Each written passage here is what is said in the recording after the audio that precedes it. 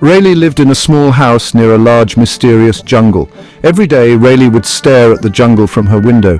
It was a wall of green, hiding secrets within. Her mother always warned her about the dangers lurking within, telling her to never go near it, yet Railee couldn't help but be curious. But what could be so dangerous? One day, Railee saw something that piqued her curiosity even more. Bright red flowers bloomed at the edge of the jungle, their petals like rubies beckoning her closer. Railee's small fingers itched to touch them, to feel their softness.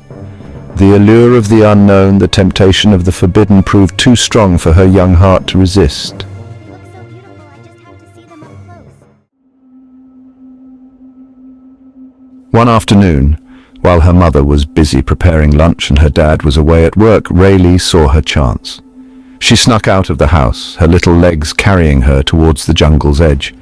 Pushing aside vines and leaves, she ventured deeper, her eyes searching for the enticing red flowers. She soon found herself lost amongst the towering trees, the sunlight barely reaching the jungle floor. Everything looks so different in here. As she wandered deeper into the jungle, the air grew heavy and still. Strange bird calls and animal noises filled her ears, both exciting and frightening her. Just as she was about to turn back, she stumbled upon a clearing. In the middle stood a peculiar little cottage, its walls made of mud and straw, smoke curling from its crooked chimney. Could someone be living here in the heart of the jungle? Cautiously, Railee approached the cottage and knocked timidly on the wooden door. It creaked open, revealing a hunched figure with a face as wrinkled as a prune. The woman had a long, crooked nose and eyes that seemed to gleam in the darkness. Well, hello there, little one. What brings you to my humble abode? I got lost looking for the red flowers. Can you help me find my way back home? The woman smiled, revealing a row of yellowed teeth. Of course, dearie. But it's getting dark. Stay the night. I'll take you back in the morning. Railee, tired and hungry, thought it was a good idea. Little did she know she had walked right into a trap.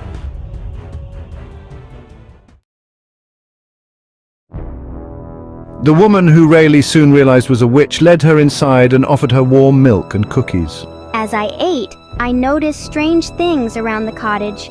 Jars filled with bizarre ingredients, a cauldron bubbling over a fire, and strange whispers emanating from a locked room. My instinct screamed at me, telling me to escape. The witch left Railee alone for a while, and Railee knew this was her chance. I saw a heavy wooden chest pushed against the door. With all my might, I pushed the chest away from the door, creating just enough space for me to slip out.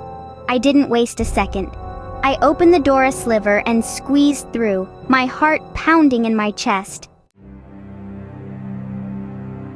As Railee ran, the sounds of the witch's enraged shouts echoed behind her. I didn't dare look back, pushing through the undergrowth, my small legs carrying me faster than I ever thought possible.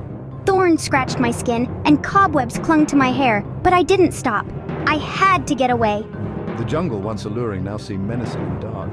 But amidst the fear, I clung to the hope of seeing my parents again. I ran until I could run no more, collapsing by a familiar-looking stream, tears streaming down my face.